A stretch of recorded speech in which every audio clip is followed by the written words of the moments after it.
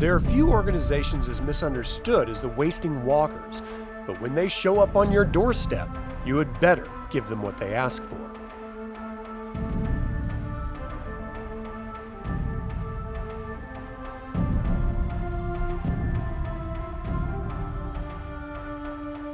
Welcome to this continuation of my DireLands system-agnostic dark fantasy campaign setting.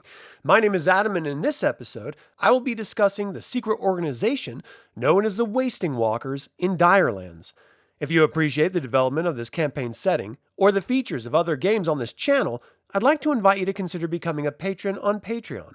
You can even purchase tabletop role-playing games or get $10 by signing up to StartPlaying.games using my affiliate links in the description below.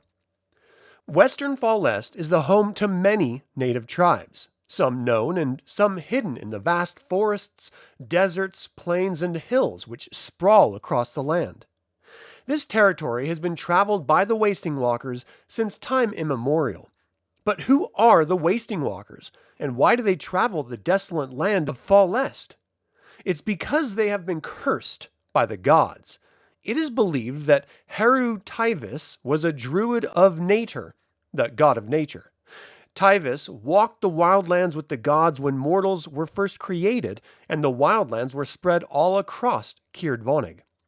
Nature forbade man from walking the Donader, the divine path which leads to sacred wisdom. Nature didn't believe man could handle the knowledge of the gods, but Firin, the god of knowledge, foresaw a coming calamity and believed man would need this knowledge to protect the wildlands. Tyvis was seduced into action by the promise of divine truths and walked the Donader. Nader was so enraged that he cursed Tyvis to never know peace, thus never being able to consciously process the knowledge he had gained. Anyone he would then try to instruct would also become cursed. Thus, the knowledge would never be known to man. Tyvis walked Fall Est for years and eventually died, but he passed on the knowledge he gained to the firstborn son of all whom he met. This led to hundreds of Wasting Walkers, secure in divine knowledge, but unable to share it without destroying the mind of those who listened.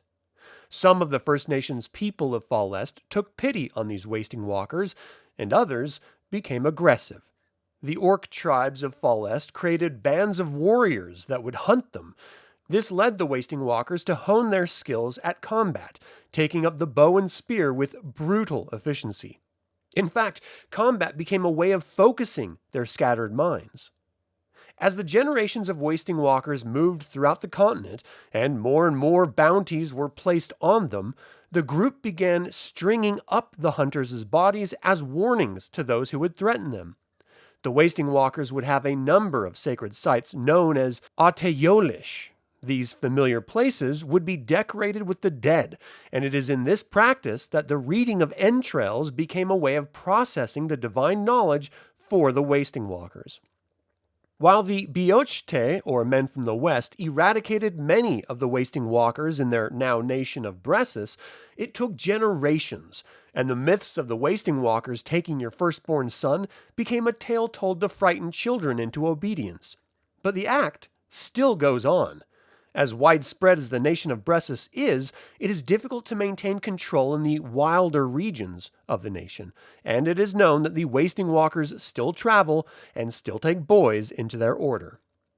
Whatever the divine truths they're able to glean from the entrails of their victims remains unknown to outsiders, but it must be potent knowledge, for the Walkers are a mysterious presence even to this day.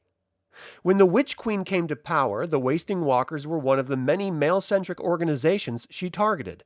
This diminished their numbers significantly, but there are still dark corners of Fall Est where people will not travel. The Aphelios jungle in Calia, the southern deserts in Bressis, and the western glaciers in Locaston are only a few of the regions which bear markers of the Wasting Walkers' domains. In 5FA, or Frozen Age, director Clay Vossarin of the Xion Order wanted to try to document the knowledge the Wasting Walkers carried and formed a company of 100 men. They traveled the vast southern deserts of Bressis, and the stories that returned were more horrifying than anyone could imagine. Dorian Urusta, a mercenary, was the sole survivor of the expedition, and when he stumbled into Ochar, he was half mad. He spoke of men who consumed other men. They would tear them apart and use their organs in monstrous rituals. He was forced to eat the entrails of Voserin in a sacred rite, which is the sole reason he was allowed to leave, for he bore a prophecy. The gods are soon to walk the land again when the unnamed return to their world. Whatever this meant is lost to Urusta, who now is institutionalized in a center in the city of Wallen.